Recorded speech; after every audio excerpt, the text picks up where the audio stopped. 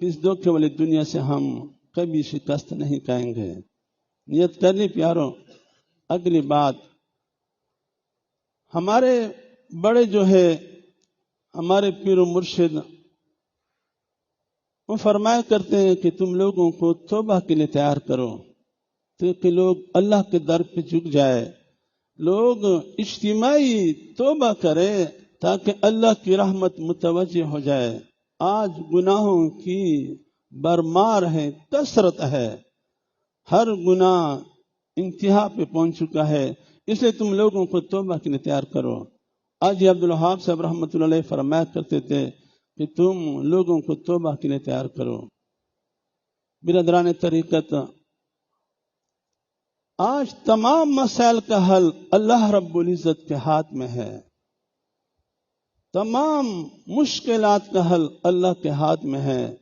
ہم اللہ سے صلح کر لیں، اللہ سے صلح کر لیں۔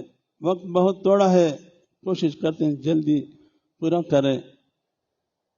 ایک بادشاہ گزرے ہیں، خلیفہ مہدی۔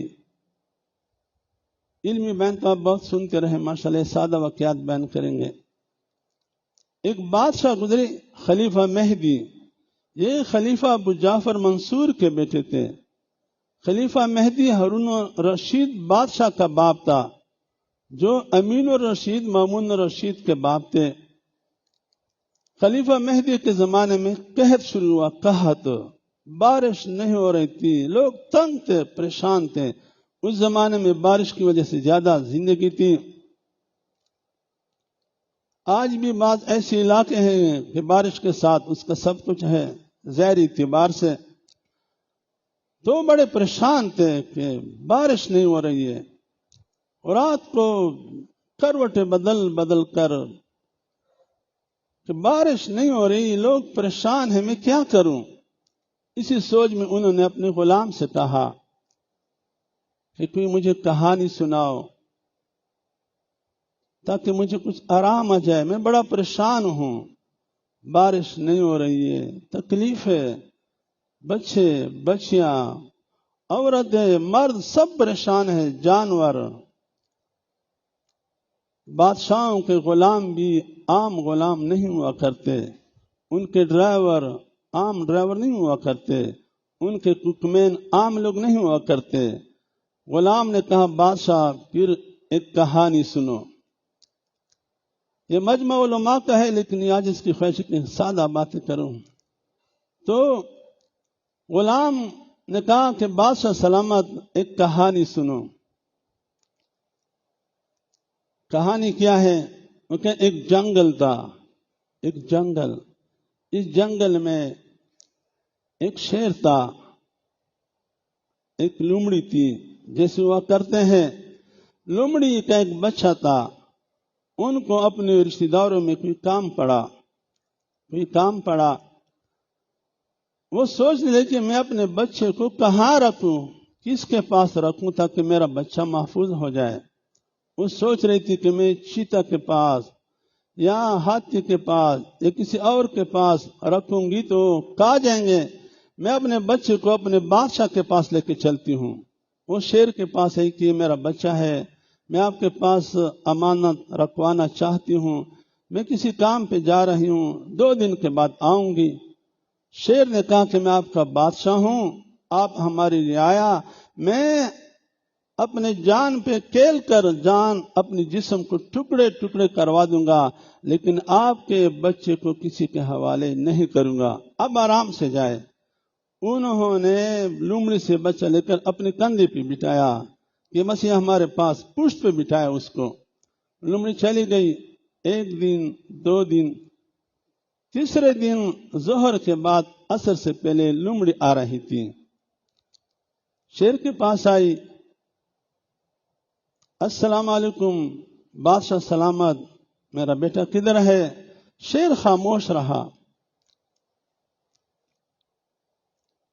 لومڑی نے پھر سلام کیا، بادشاہ میرا بیٹا، میں 2 دن کے بعد آ رہی ہوں، میں پیاسی ہوں، اپنے بچے کو دیکھنے کے لیے۔ شیر خاموش رہا۔ انہوں نے پھر سلام کیا کہ بادشاہ سلامت، آپ ہمارے بادشاہ، میں نے آپ پر اعتماد کیا، ہمیں اپنا بچہ دے دو، میں پیاسی ہوں، دیکھنا چاہتی ہوں اپنے بچے کو۔ شیر بڑا پریشان تھا، ان کی آنکھوں میں گویا آنسو آ گئے۔ شیر کہنے لگا، اے لومڑی، اے لومڑی، اگر آپ کے بچے پر زمین کا کوئی جانور حملہ کرتا، میں اپنے آپ کو ٹکڑے کروا دیتا، آپ کے بچے کو کسی کے حوالے نہیں کرتا۔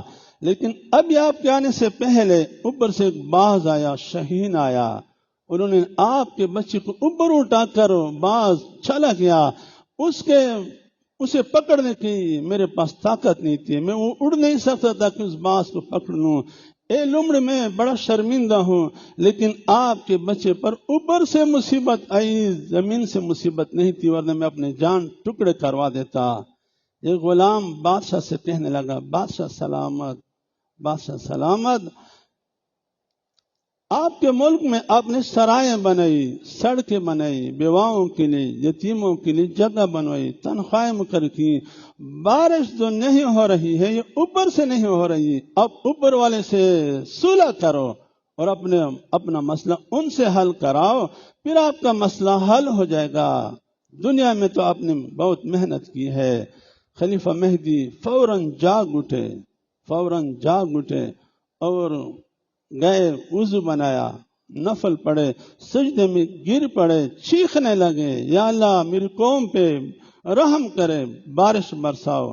روتے روتے جب ان کی چیخیں نکل گئی تو اوپر سے بارش شروع ہوئی، صبح تک بارش برستی رہی، پورا ملک سیراب ہوا۔